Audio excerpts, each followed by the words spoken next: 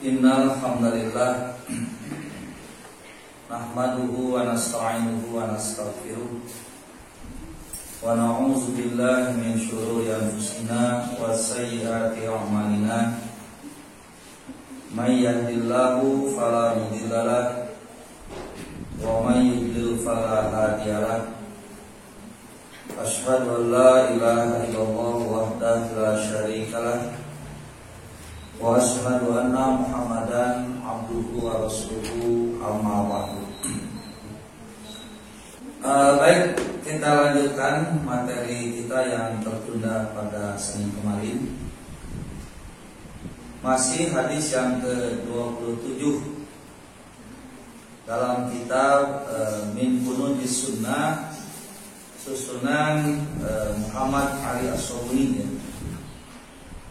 Ini kitab ini isinya ada 40 hadis yang temanya bermacam-macam, tapi semuanya berkaitan dengan masalah-masalah ya, terutama bab akidah dan juga berkaitan dengan bab adab. Ke-27 ini judulnya tentang Diya'ul Amanati, artinya menyia-nyiakan amanah. Sudah saya bacakan hadisnya tempo hari ya, atau kita baca lagi, baca ulang supaya tidak gantung dengan. Apa itu gantung dengan bahasa Indonesia? Biar tidak gantung lah, tidak tergantung pendengarannya. An Abi Hurairah radhiyallahu ta'ala anhu annahu qala bainama an-nabiyyu sallallahu alaihi wasallam yuhadditsul qauma ja'ahu a'rabiyyun faqala mata as-sa'atu famada Rasulullah sallallahu alaihi wasallam yuhadditsu faqala ba'dul qaumi sami'a ma qala fakariha ma qala wa qala ba'duhum bal lam yasma' hatta idza qada hadithahu qala aina as-sa'ilu 'an sa'ah qala ha ana ya Rasulullah qala idza duyi'atil amanatu fantadiris sa'ah qala wa kaifa idha'atuha qala idza wussidal amru ila ghairi ahlihi fantadiris sa'ah. Rawahul Bukhari. Artinya kurang lebih dari Abu Hurairah radhiyallahu taala anhu, sesungguhnya beliau pernah berkata, maksudnya Abu Hurairah. Abu Hurairah ini bisa disebut laqab. Jadi dalam bahasa Arab itu sebutan orang itu sampai ada 3 macam. Ada ismun, sebutannya itu. Ada laqabun, ada kunyatun. Jadi ya laqab, ya kunyah. Kalau ismun itu ya nama asli biasanya. Seperti di sini Abu Hurairah, nama aslinya itu adalah Abdurrahman. Jadi namanya Abdurrahman. Nah, Abu Hurairah itu masuknya kepada laqab. Laqab itu kalau di kita apa ya? Julukan laqab. Landian, si gaya diurang ujang pintu, nah teteh lain si ujang, kita teh pantau, maksudnya tukang pantau gitu, tukang nomean pantau disebutnya ujang pantau, atau asep bedog, tukang nanyenan bedog, gitu. Atau misalnya jaka goler itu tukang goler. Jadi itu latihan gitu. Nah, Abu Hurairah itu landian atau laqab kepada Abdurrahman. Artinya Abu Hurairah adalah bapaknya kucing kecil Jadi Hurairah itu bentuk tasghir dari kalimat hirun. Naon tasghir teh? Tasghir itu dalam bahasa Arab untuk mengecilkan atau sebutan untuk mengecilkan sesuatu. Jadi nu gede dileutikeun, itu tidak usah pakai sifat besar dan kecil, cukup menggunakan wajan fu'ail, maka itu maknanya sudah kecil. Hirun, kucing. Badak alit. Bisa badak, bisa alit. Menghayang badak, hirun kabirun. Menghayang letik, hirun qalilun atau hirun qalil letik. Nah, tapi lamun kucing kecil kan panyating teh. Nada dina bahasa Arab aya untuk meringkas kalimat tapi artinya tetap ada kecilnya. Nah, itu teh pakai wajan fu'ail. Makanya hirun qalilun, hirun kecil, hirun letik gitu. Atau hirun shaghirun. Nah, itu cukup dengan kata-kata hurairun atau hurairatun. Gitu. Jadi hurairah teh naon? Hirun shaghirun. Kucing yang kecil. Tak menyebutkan kucing kecil teh dina bahasa Arab aya sigotna, aya bentuk kalimatna khusus. Jadi teu kudu panjang teuing nyebutkeunna gitu. Jadi hurairun kucing kecil. Hasan tentunya. PT boga adi hayang Hasan keneh ngaranna, tapi Hasan leutik Husain. Jadi Husain itu Hasan kecil gitu. Hasanun shaghir. Jadi si Hasan kecil disebutnya naon? Husain. Itu. Atau misalnya seperti Hamid. Jadi Humaid. Humaid itu si Hamid kecil. Dia berarti diletikin kali gitu. Karso, jadi Quraiso. Quraiso teh karso kecil. Bisa Pak Karso kalau putra hayang karso kene gitu ke hayang karso gitu. Karena ingin ingin menancapkan kekarsoan gitu. Kan karena teu pahili jeung bapana adegan teh Quraisun gitu. Jadi karso leutik. Jadi pakai kecil itu pakai wajan fu'ailun. Nah, itu unik bahasa Arab gitu. Jadi untuk mengungkapkan sesuatu yang spesifik itu kadang-kadang tidak usah menggunakan banyak kata, bisa diringkas begitu. Nah, seperti ini hurairatun, itu kucing kecil. Nah, kenapa disebut bapak kucing kecil? Karena yaitu tadi Abdurrahman teh resep karena anak kucing. Terus sabab resep karena anak kucing, kayak seolah-olah si penyayang ini disebut bapak. Jadi Abu Hurairah. Dan kadang-kadang si lakob ini bisa lebih dikenal daripada nama asli. Gitu. Rupi Bapak Sule aya di dia. Ada teh apalun. Bapak Sulaiman mana? Kan Pak Sule. Oh, dan kakek. Itu kadang-kadang si lakobnya lebih dikenal daripada namanya isi. Nah, ada lagi nanti nama itu dikaitkan dengan turunan. Maksudnya dengan turunan teh dikaitkan dengan anak, dikaitkan dengan bapak, dikaitkan dengan indung. Misalnya boga anak karena boga anak namanya siapa? Misalnya Tolhah punya anak Tolhah gitu tak. Kita si bapaknya disebut Abu Tolhah, bapaknya Tolhah. Padahal namanya bukan Abu Tolhah. Atau misalnya di kita kan suka ada begitu. Bapak Ican. Bapak Ican teh panggilan nama lain Ican teh si bapak teh. Sana mina? Tudiki. Nah, itu disebut Bapak Ican. Oh, boga anak karena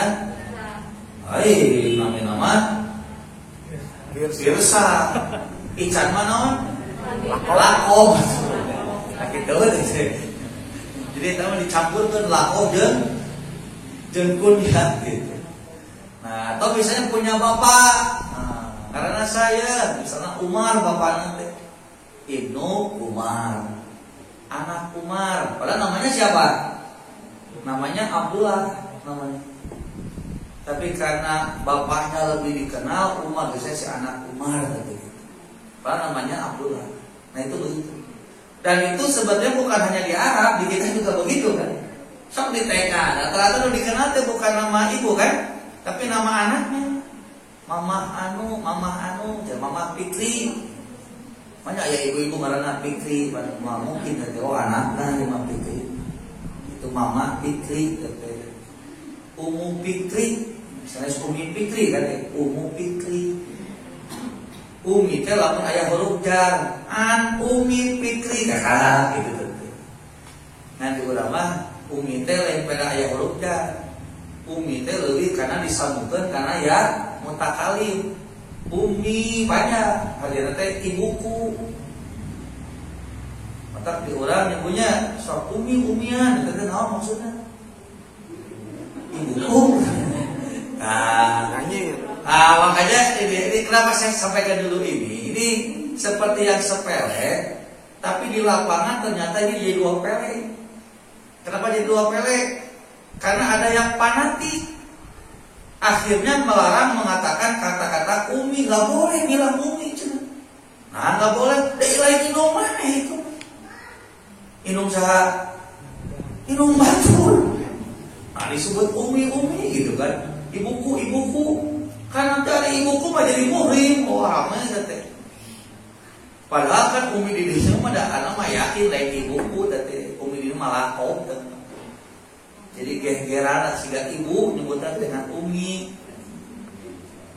Bu Endang, nah gitu teh, Bu Endang teh umi, Umu Endang. Tapi dari dirinya mah lain Umu Endang maksudna mah ibu dirinya mah istrina Pak Endang, istri kan. Tapi ya ini harus disampaikan. Karena kan ibu barangkali dan bapak pernah ada dapat postingan kan, postingan yang mengatakan tidak boleh menambah nama suami di belakang istri. Itu. Di lamun Yeti Endang, Yeti Endang, itu katanya tidak boleh. Nyebut nate ini cenah. Bahkan yang akan dipanggil pada hari kiamat itu adalah nama ayahnya, bukan suaminya. Di Yeti Endang teh berarti cuma satu pelanggaran, nggak boleh. Nah, padahal yang dilarang oleh hadis itu atau oleh Quran bukan itu. Yang dilarang itu adalah ketika kita mengadopsi anak, si nasab anak itu langsung otomatis diubah menjadi nasab siapa? Nasab yang mengadopsinya.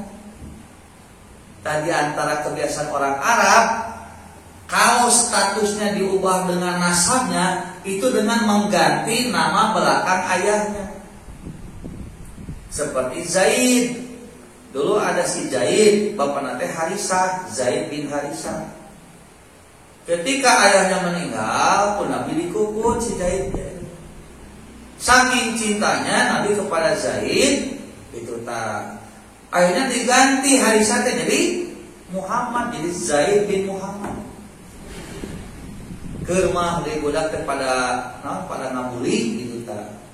Karena dia itu kan anak hamba saya. Nabi saking punya anak geus lah ganti Zaid bin Muhammad sebagai bentuk penghormatan. Nah, nu tadina Zaid putrana Harisah jadi Zaid putrana Muhammad. Nah, gara-gara ini turunlah ayat. Maka Muhammadun aba ahadin min rijalikum. Muhammad itu bukanlah ayah salah seorang dari laki-laki di antara kamu. Kenapa? Sebab Nabi Muhammad anak bapana saha? Nabi Muhammad bapana saha? Hah? Bapana saha? Nabi Muhammad bapana saha? Bapak anakna. Bapak jahil. Bapak anakna. cenah Fatimah ge anaknya, nya kan lain Fatimah wae anak-anak teh. Ya kan Nabi teh punya anak sampai 7, bukan hanya Fatimah. Kayak siapa? Ibrahim namanya itu. Qasim. Itu kan Nabi itu putra laki-lakinya kalau nggak salah 4 dan semua meninggal di masa kecil. Gitu. Yang hidup sampai Nabi meninggal itu adalah Fatimah, dikenal itu. Maka mau dikenalnya Fatimah, kalau bukan Fatimah saja. Jadi Nabi Muhammad bapaknya saha? Nah itu lain bapak manis, lain bapak si jahit, tapi bapak anak-anaknya. Maksudnya apa? Maksudnya adopsi tidak boleh kalau sampai mengubah nasab. Jadi adopsi mah tidak mengubah status, begitu maksudnya. Tetap anak batur. Karena anak batur berarti mahram bukan? Bukan mahram. Jadi boleh menikahi anak angkat? Boleh. Maka ibunya sok aya nu nguput budak gitu tah, budak awewe kagoknya.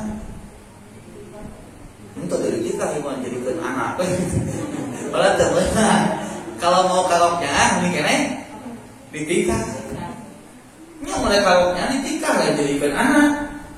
Kenapa? Ya karena kan itu bukan anak dia, tidak bisa. Walaupun ibu teh nyaahnya beakaran, gitu ya, apa beakaran bahasa Indonesianya? Bakating. Banyak keinginan. Sampai habis keinginan, dengan keinginan diterjemahkan. Makanya tidak semua kalimat itu bisa diterjemahkan dengan kata yang sepadan, tidak kata yang sama. Harus mengikuti standar bahasa itu sendiri. Ayo bahasa Indonesia nak engke naon Bu? Kamu di engke? Tuh, ngaco. Macam ada ge. Tah, jadi engke nanti. Ya jadi nanti mah ditunggu-tunggu. Jadi kamu di engke nama bahasa Indonesia na? Kamu nongken yang sudah disulit dengan nanti. Engke teh nanti. Kamu di engke? Ditunggu-tunggu. Kamu di engke jadi ditunda-tunda bahasa Indonesia nanti, lain nanti. Nanti mah ditungguan. Di engke mah ditunda-tunda. Bicara hiji ditunda, jadi. Nah itu ya. Nah ini kayak ini gitu. Jadi tidak semua harus diterjemahkan sesuai dengan kalimatnya. Kayak tinggal disesuaikan dengan bahasa boga gitu. Dalam keliur gitu. Sehingga jalan-jalan ke rumah saya, bahasa Arabnya torik-torik ila baiti anak. Ya begitu. Pada jalan torik, berarti jalan-jalan torik-torik mana gitu. No tidak apa-apa. What banyak gitu. No what tidak apa-apa. Kita mah lain bahasa Inggris sama. Kita mah bahasa Sunda di Inggris kan. Jadi gitu. Segala tadi itu lain bahasa Indonesia. Kita mah di nanti mah. Kita bahasa Sunda di Indonesia kan gitu. Bukan terjemah Indonesia. Nah ini gitu. Jadi yang dilarang itu apa? Yang dilarang itu mengubah nasab. Makanya Nabi dilarang, tidak boleh. Jadi kumatunya ada aja emang anak Karisa bukan anak kamu, begitu. Nah, sekarang ibu-ibu di tukangan nami suami, maksudnya naon sih? Nah, berarti ibu na bapaknya jadi si suami? Maksudnya misalnya Yeti Endang, apakah maksudnya Pak Endang jadi bapaknya ibu? Kan misalnya istrinya mah, tapi apa? Siri. Dirinya mah dicirian. Pilih nu namina Yeti teh lain hiji. Ngarangke di mana ayat kamu nu naros teh gampang. Aya Bu Yeti mana? Eta Yeti Endang. Oh, kalinya araskeunana. Makanya tidak nyambung kalau dikaitkan dengan larangan tadi. Nu tadi mah kaitan dengan mengubah nasab. Hanya anak ujang pintu berarti anak nasaha. Bahkan jadi liur gitu. Nah ini ya, jadi apa? Kadang-kadang dari lama benar tapi pernah kenana harus sempat ciut gitu. Nah jadi ini sini dulu ya. Lanjut lah. Di bahasa kita kan bahasa nyantai, maksud nyantai itu, nah ini. Jadi ada hal-hal yang memang kadang-kadang tidak ada dalam kitabnya kita bahas, bukan menghilangkan fokus, tapi maksud saya nanti biar bahasa kita itu lebih luas. Karena ada ngerti mana punya ayat takdirna, bisa ayeuna, bisa isu, bisa ke. Namun enak kalau diterangkan pasti ngerti tuh. Contoh tuh di kene kita jalan-jalan, sudah tengah hati nu ieu itu nu hati. Nu itu tengah hati, ulah ieu itu. Karena kan saya yakin informasi itu sudah banyak ibu dan bapak terima. Nah, mudah-mudahan ketika saya singgung, gitu. Kayak omongan. Waktu ditanya ari kamari nu dikaji naon? Bukan, bisa gitu. Tapi nu kalau bari nama omongan gitu. Tapi kalau materi nama bukan, bisa gitu. Dari Abu Hurairah, sesungguhnya beliau pernah berkata, ketika Nabi SAW memberikan nasihat kepada suatu kaum, atau Nabi sedang memberikan pelajaran kepada suatu kaum, tiba-tiba seorang Arab gunung datang menemui Nabi lalu bertanya, ojol-ojol gitu datang teh langsung untuk bak ibu helanya, maklumlah orang Arab gunung kan. Disebut orang Arab gunung teh kieu nya.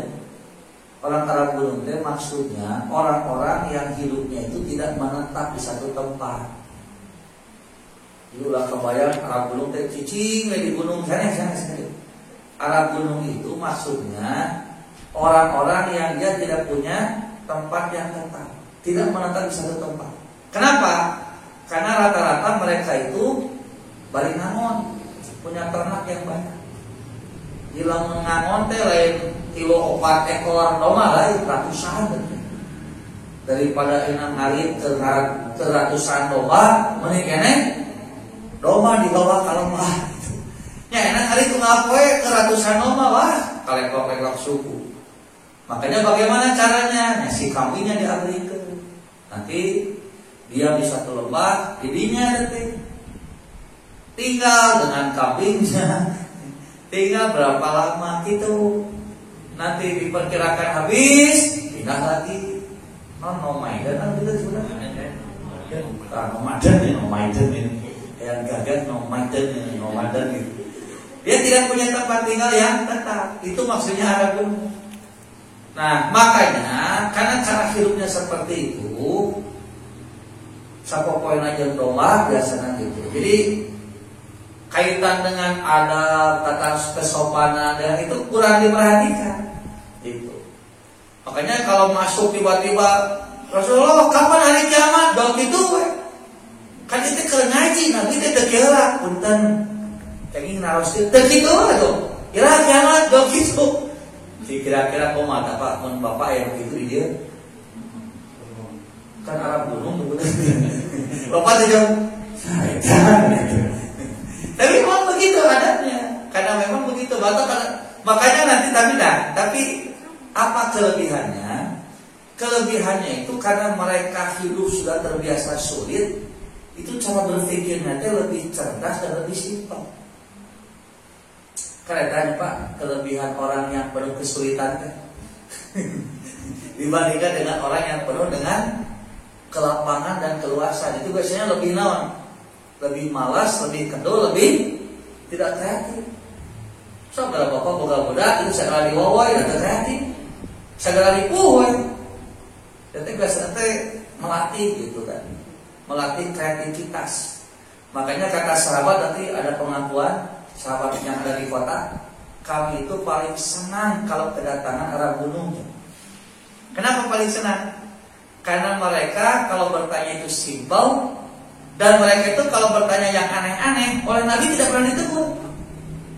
Karena Nabi juga melihat kondisinya, kayaknya disebut bijaksana teh. Nabi tadi sarwakeun cara menyikapi orang teh.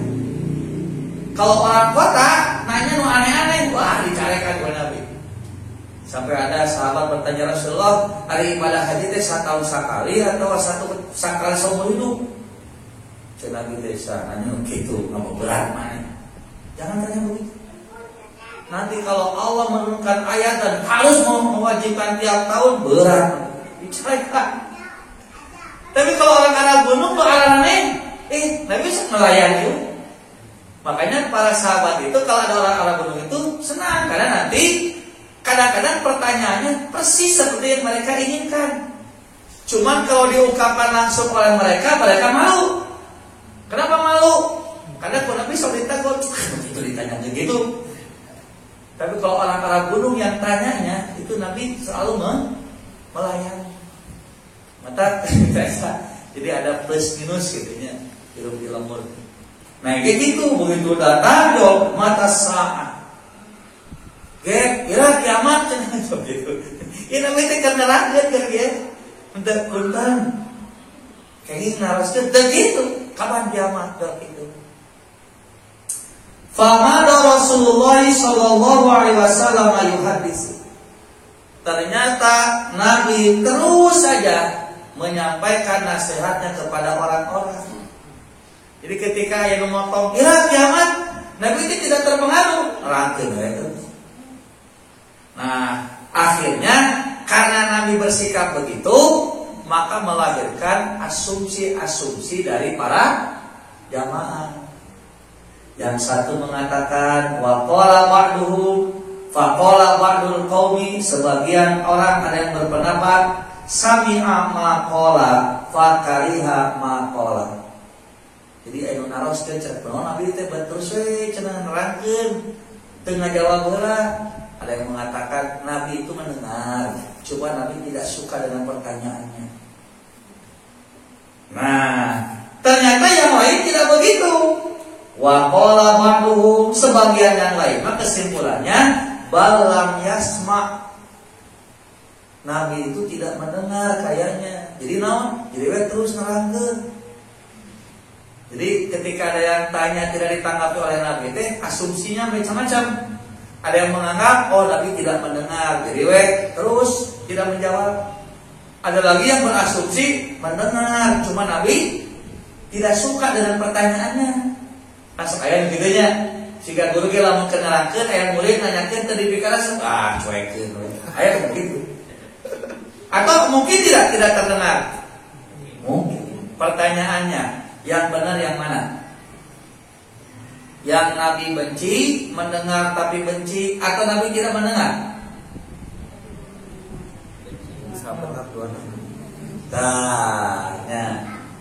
Ari asumsi itu tidak menentukan salah dan benar yang lainnya, nggak bisa.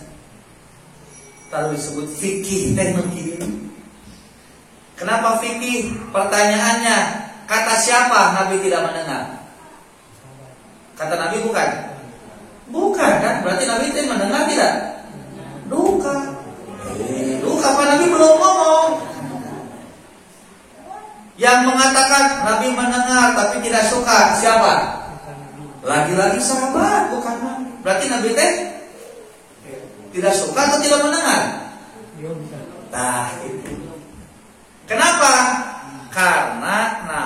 Karena ini asumsi melihat perbuatan Nabi. Sehingga abdi misalnya pasien saya tadi, contohnya itu, tadi leret kunaon kan? Can haus, nuju saum, terasa, atau angke deui? Terus apa? Salah teh ibu lamun kitu kesimpulan. Can mun terasa mungkin teu? Mungkin. Hah? Mungkin karena bisa nyarios ari itu kakak ge judulna ge. Ieu kok kita dari nunding. Nah, makanya lahirlah kaidah mujarradul fi'li la yufidul wujuban. Hanya sekedar perbuatan yang tidak diikuti dengan ucapan yang melakukan perbuatan itu, maka kesimpulannya tidak menunjukkan wajib mesti begitu. Jadi kalau saya ya tadi minum dan dikabalik, gitu kan? Pertanyaannya, tidak suka, tidak haus, atau kayak di bumi? maka tiga-tiganya tidak ada yang wajib harus begitu kesimpulan. Mungkin tidak suka, mungkin tidak haus, mungkin kayak di rumah, mungkin. Makanya kalau hanya perbuatan Nabi semata, maka tidak bisa dipastikan kesimpulannya. Katakan ketika Nabi melakukan A, B, C, itu hanya perbuatan saja, mujadul fi'li atau dibarengi dengan ucapan. Kalau dibarengi dengan ucapan, maka itulah kesimpulan yang pasti. Bu, abdi teh teresep ieu. Jadi kurang kesimpulan dari ini. Di mana Pak? Tapi kalau saya tidak ngomong apapun, asumsi apapun yang muncul mungkin. Itu. Nah, seperti ini kan. Kenapa sampai timbul perbedaan kesimpulan? Karena hanya sekedar perbuatan saja. Nabi tadi omong Nabi kiamat. Pertanyaan nih, goreng patut, rangkeun. Berarti kenapa Nabi tidak menjawab? Terasa. Nabi ngomong gitu. Atau Nabi terus pas Rasulullah kata Ibnu Naras, saha nu kieu Naras? Berarti Nabi kunaon tah? Oh. Itu tah pertanyaanna ayeuna Nabi itu tidak mendengar atau tidak suka? Tidak. Maka sampai bacaan yang tadi kita baca tidak bisa dipastikan. Tah kudu kitu Bu, cara mahamkeun dalil teh, cara mahamkeun berita teh. Jadi saayana we heula mengikuti informasi yang kita terima. Jangan dulu dipastikan asumsinya, nanti bahaya jadi hoax. Kalaupun mau mengasumsi silakan, tapi jangan memastikan. Ya, tadi gitu kesimpulannya. Ya mungkin tak gitu atau insya Allah itu daripada ya itu pasti abi mah. Cek itu ante abi mah, abi we mah merasa yakin temenan. Itu dia sudah menipu dirinya sendiri. Nah, supaya lebih yakin mending tuluykeun terjemahan aja. Hatta idza qada hadisahu, sehingga ketika Nabi selesai penjelasannya, Nabi bertanya, siapa tadi orang yang bertanya tentang kiamat? Awas, ini ucapan Nabi ya? Berarti kesimpulannya Nabi itu tidak mendengar atau tidak suka? Mendengar tapi lamun tidak suka mah nanti mau nanyakeun kieu diantap we. Jadi nu bener mah salah duanana teh. Kan tadi teh asumsi pertama Nabi mendengar tapi tidak suka. Cek asumsi kedua mah Nabi tidak mendengar. Geus beres Nabi neraka Nabi mikir, sabi nu nanyakeun bab kiamat. Berarti Nabi mendengar? Suka tidak? Suka. Berarti salah dua nana. Nah itu Pak asumsi teh kenapa tidak boleh dipastikan? Bising dua nana salah gitu. Ulah GR. Ya kan dengan kalimat Nabi, siapa tadi bertanya tentang kiamat? Berarti Nabi tidak mendengar kan? Suka tidak? Suka. Buktinya ditanyakan deui Nabi. Malah Nabi menjawab dan menjelaskan pertanyaan itu. Maka itu semakin membuktikan Nabi bukan tidak suka, Nabi suka. Nabi bukan tidak mendengar, Nabi mendengar, tapi kagok kenerangkeun. Kalau mau dipotong belai di sini dia ngagajel, itu kagok, rakeun. Makanya tak ini, ya makanya gitu ya Pak. Jadi sebetulnya satu hadis saja. Kalau kita menjelaskan ngaji nyantai gitunya terusuhan, itu bisa menjelaskan berbagai masalah. Bisa menjelaskan masalah kehidupan di rumah tangga, kehidupan di sekolah, kehidupan bermasyarakat. Karena kan dilakukan jeung kejadian di Nabi mah bisa jadi contoh hidup, gitu itu maksudnya. Nah, itu. Nabi berkata, orang itu berkata, ha ana ya Rasul, saya Rasulullah. Saya sedang menanyakan. Nabi berkata, apabila amanat telah disia-siakan, maka tunggulah kiamat. maka tumbuhlah kehancuran. Berarti kan Nabi suka tidak dengan pertanyaan itu? Suka. Nah, buktinya ini jawab. Baik. Kola, nah, dia bertanya lagi. Ini orang Arab gunung. Memang orang Arab gunung masih simple tapi pasten. itu orang Arab gunung itu. Mata orang Arab gunung mah nanya teh tara bertere-tere Pak.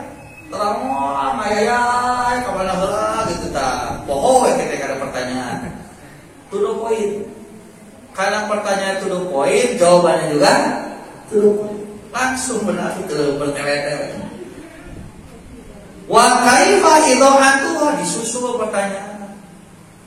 Bagaimana menyia-nyiakan amanat itu harus seperti apa gitu. Amanat disia-siakan itu kumaha? Ini kan perlu penjelasan kan? Seperti apa? Apakah tuk cik ditunjuk cicing atau tuk tuk lor ditunjuk luar leor tapi tepukuh gawena. Kerja tapi tepukuh kerjana. Atau dikerjakan tapi tidak sesuai dengan porsinya, proporsinya. Dikerjakan tapi tidak sesuai dengan presisinya. Atau kemana itu? Makanya minta penjelasan bagaimana menyia-nyiakan amanah itu. Qala, Nabi menjawab, apabila suatu urusan telah diberikan kepada bukan ahlinya, maka tumbuhlah kerusakan. Jadi tukang channel sila ngabangun imah gitu kan. Marah-murah mayarna kumaha. Nanyakeun ka ieu ka tukang mah sabaraha cenah ieu? Aya 150. Itu tukang channel, ieu mah sabaraha? Ah, kumaha 50.000 we. Tentu saya kumaha.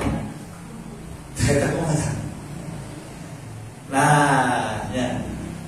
Kira-kira nah eta bangunan bakal jadi moal lamun ku tukang channel. Jadi, kan jadi naon? Kan jadi channel lain. Jadi santai jadi ulah sok goreng sana ka tukang channel. Jadi, kan jadi naon? Jadi channel. Walaupun imah tapi kualitas channel gitu. Akhirnya tukang channel dibikin ke tukang bangunan lu ada. Jadi mah jadi nawan. Jadi imam. Nah, jadi maksud kiamat itu, mata cerita itu lain kiamat saat. Ini saat artinya sesaat. Jadi kalau waktu yang sangat singkat dalam bahasa Arab namanya apa? Saat. Nah, kenapa kiamat disebut saat? Karena waktunya sangat singkat. Dan betul kan? Sesuatu urusan yang dilakukan oleh yang bukan ahli cepat itu rusaknya. Kenapa? Tidak ada yang ahli ngajina. Cepat rusaknya, cepat hancurnya. Jadi ulah jauh kabayang jauh, wah itu bumi alat lain gitu ya tahu gitu. Tah HP dipakai oleh penuh ahli kumaha cepat rusaknya, gancang error sekali pencet teh kumaha sekali download sekali nyaho teh virus lah gitu we gancang rusak.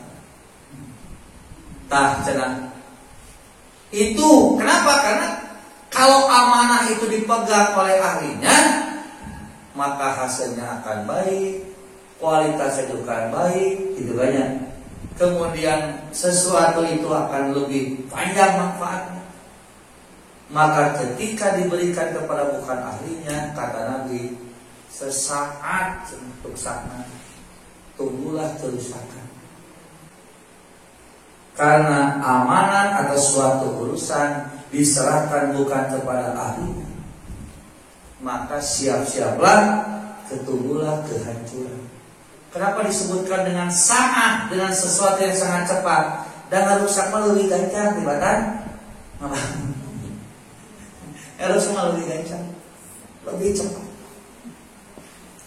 Maka dengan jawaban ini jelaslah Nabi bukan tidak mendengar Nabi bukannya tidak suka, tapi Nabi kagok menuju nerangkeun. Jadi narang saya dilewatkeun. Dan ini kan jadi adabnya, adabiat bagaimana belajar dan mengajar. Jadi boleh tidak sedang menjelaskan bertanya di tengah-tengah? Di mana apa boleh? Kenapa dalilnya boleh? Nah iya dalilnya itu dia. Kenapa kan dari cara kalian arah gunung, namun tidak boleh kan pasti Nabi. Nggak boleh kamu bertanya kayak begitu. Nggak boleh kamu bertanya memotong. Lamun tidak boleh. Tapi kalau Nabi dicarekeun, berarti. Tuh. Nah pertanyaan boleh tuh lamun enak guru nyebutkan, tong motong, boleh tuh? Boleh. Boleh. Ini Nabi tanya rek. Nyarek sabab si Arab gunung tengah jago dalam untuk boga pikiran maka terus ngacung namanya dicarekan cik atuh dagoannya angkat kok iya kan aya mereka saya ngacung we si tulis kakok teh surti nu nanya teh gitu. Jadi sih tahu diri orang Arab gunung nyari tahu diri nanya ke sekali kan supaya ayo hidup sih orang dalam Bapak pimpinan ayo dapat jadi anggota DPR ayo ngacungi ke nerakanya gitu. Nah itu bisa saja kalau memang ngagokan penjelasan. Jadi sebetulnya ini lebih kepada teknis ya, metode pendidikan. Jadi nanti sebetulnya metode pendidikan itu ya kondisional, nggak bisa baku. Makanya nggak ada istilah metode pendidikan yang baku ini nggak bisa. Metode pendidikan pasti berubah. Mata diulang berubah-ubahnya. Kadang kahareuk, kadang ketukang, kadang kaluhur, kadang kahana, kadang balik deui ka dinya. Hayu we gitu mutar we gitu. Kan urang di seberapa kali ganti ya metode pendidikan di urang. Seberapa kali kurikulum diletak sekolah dulu. Ya Pak Guru ini, Pak Guru. Tuh, nanti tahun 74, no emot kan? Itu kayak non CBS-nya, cul budak sina, antong ayah gitu. Cul budak beri no HP kan ayah gitu. Macam-macam itu metodologi. Kayak metodologi bulak balik di baheula. Contoh teh ini Ibu Budi, ini Ibu Budi ini Ibu ini ayo eta tapi eta metodologi sederhananya nya lamun kurang dievaluasi pamalunya luar biasa gara-gara dibulak-balik metode ngajarna budak kelas 2 bisa ngajar budak kelas 1 kan aya tideunya pengalaman budak kelas 1 mah ya PR matematika ngabejan budak teteh ayo nama bukan ada asal diajarkan oleh diajarkan sarua kalau nama ngatain gitu metodenya gitu bukan sudah asal diajarkan gitu ayo nama gitu kan jadi segala rupa bingung ayo nama diganti malah candi amalkan diganti lagi ini candi praktek kan candi sosialisasi kan kata umum kan terus diganti kurikulum. Karena ya COVID ganti deh dengan penjajah pendidikan jarak jauh. Kenapa? Cuman PJJ deh. Nyata. Pelajaran berarti penjajah. Kan pelajaran jarak jauh. Nah soal kemarin dulu baru salah deh. Wah, pakai penjajah, wah disibuk deh, mendengar kaya metodologi, yo anu, yo, lu kaya lebih kaya ya penjajah teh, ya PJJ teh lah, karena kan pusing gitunya, mendengar penjajah mengadakan tatap muka di kelas, seminggu sekali, dicarekan tuh, ilahkan kalimat, sumputan berarti kapan ini, dari PDK Facebook pun. Alhamdulillah kita bisa tatap muka walaupun tidak di kelas. Berbeda-bedanya ya dah. Rakyat plus 62. Jadi teh di imah teh tatap muka teh maksudnya mereka menghindar dari pengawas karena kan sudah tidak boleh ada tatap muka di rumah. Tak cina ieu keukeuh hayang tatap muka da cina bisi boring udah ini bisa di imah. Di imah ada teh di video. Bisa disebarkan di Facebook. Alhamdulillah kami bisa tatap muka walaupun tanpa di kelas dan diketahui pengawas. Alhamdulillah. Dari pengawasnya di tag. Bisa kita ya Pak Yus kalau kami jadi apa gitu Pak. Pak yang ngaleng dia teh lain kayak 200-an mulai teh. Berarti nolak aja lebih bisa gitu. Kisah malu-malu ya. Negara plus 62. Jadi itu ya. Makanya metodologi itu tidak baku. Makanya karena tidak baku ya kudu terpaku gitu. Makanya harus mengikuti situasi dan kondisi wayahna gitu. Cuma dalam tahun kembali ke itu saya jangan bobo gitu. Makanya apa? Perlu evaluasi. Bisa jadi malah yang dulu bisa lebih manfaat untuk kondisi sekarang, atau yang sekarang lebih bermanfaat juga kan macam-macam begitu. Jadi artinya matang terpaku atau metodologi seperti yang Nabi lakukan kepada orang Arab kuno dan juga kepada para sahabat yang lain. Ya baik, itu saja dulu. Nanti kita lanjutkan Senin depan ya Pak. Nanti kita ini kan metodologi juga ini. Coba mau meeting kayak perlu boring. Kita baru selesai terjemah ya. Terjemah dengan metode syarah. Jadi diterjemahkan tapi baru dijelaskan gitu.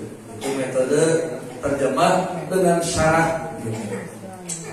Nanti insya Allah kita akan bahas tentang Arabiahnya, tentang kebahasa Arabannya. Karena tadi itu, jadi bahasa Arab itu termasuk bahasa yang cukup kaya gitu. Jadi untuk menjelaskan sesuatu yang spesifik itu biasanya ada bahasanya, bahasa Arab gitu. Kenerangkeun spesifiknya ada. Seperti tadi kan, nerangkeun kiamat wae aya ku bahasa saah, aya akhir, aya kiamah. Itu sebutannya beda-beda, tapi maksudnya sama. Nah, kenapa dengan sebutan beda? Nanti ada konotasi yang berbeda. Gitu. Nah, makanya ini nanti kita masuk ke sana. Jangan-jangan nanti terjemah kita itu bukan terjemah bahasa Indonesia, tapi Arab di Indonesia ke. Nah, kita jadi lieur gitu. Makanya kan harus dicari padanan katanya yang tepat. Siga com giriwil, karena bahasa Indonesia nah. Hah? Dimasukkan langsung. Oh, solnya dimasukkan.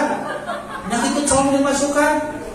Oh, dia dimasukkan tuh. Itu com. Dicelupkan. Dicelupkan sampai gitu. Dicelupkan terus giriwilna no? Cepat diangkat tuh. Nah, iya kan? Kita kalau sok nyeparekeun terjemah.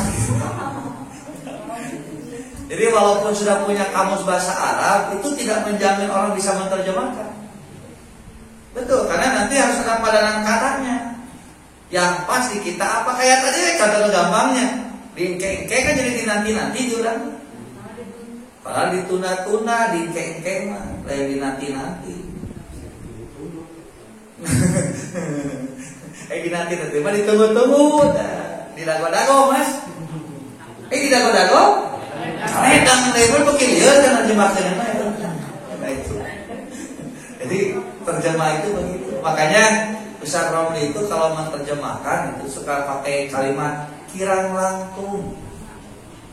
Kenapa pakai kirang langkung? Karena kadang-kadang sulit cari padanan kata yang tepat. Kadang-kadang kan kita menerjemahkan bahasa Arab ke bahasa Arab. Jika selamat, non terjemahan selamat. Salamatun, non bahasa Indonesia na. Selamat, padahal itu bahasa Arab gitu. Barokah jadi berkah. Itu Arab yang Arab ini cari terjemahan sebetulnya. Makanya kata ahli bahasa itu kalau mau cari kamus yang bagus, itu jangan kamus yang beda bahasa.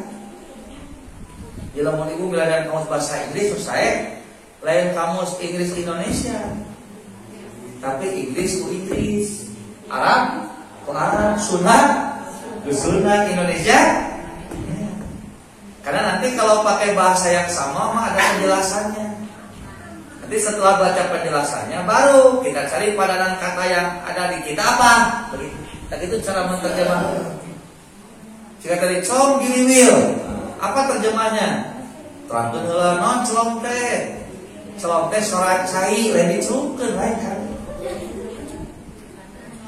Lain dicelupkeun celom itu sorak cai ketika diasupkeun lu. Begitu diasupkeun celom sadana teh. Bisadana. Lu kalau mau bahasa Inggris sama selain gitu enggak. Celom teh sorak cai ketika dimasukkan lu celom. Giliwil teh non ikan yang menyantok. Oh, berarti naon pada kata cepat? Oh, mudah didapat. Itu terjemahan. So giliwil teh mudah didapat. Pan mun diterjemahkeun kana bahasa Sunda nanti kan jadi lieur mudah. Gampil. Dapat? Kenging, padahal kan lain eta, beda. Con giliwil itu rasanya teh beda. Keur ngeuseub mah beda rasana. Jeung gampang diuseup beda jeung con giliwil lauk dirinya mah beda ketika rasana. Jeung lauk dirinya mah gampang cenah diuseup panana. Ya biasa tapi lauk dirinya mah con giliwil. Ah jo langsung we ka kita. Gitu. Nah itu bahasa itu begitu. Ya barangkali cukup, bisa nanti kita lanjutkan di Senin depan ya. Mudah-mudahan saudara kopiannya nanti bisa beli dikirimkan. Nanti diedit-editnya dan dikirimnya.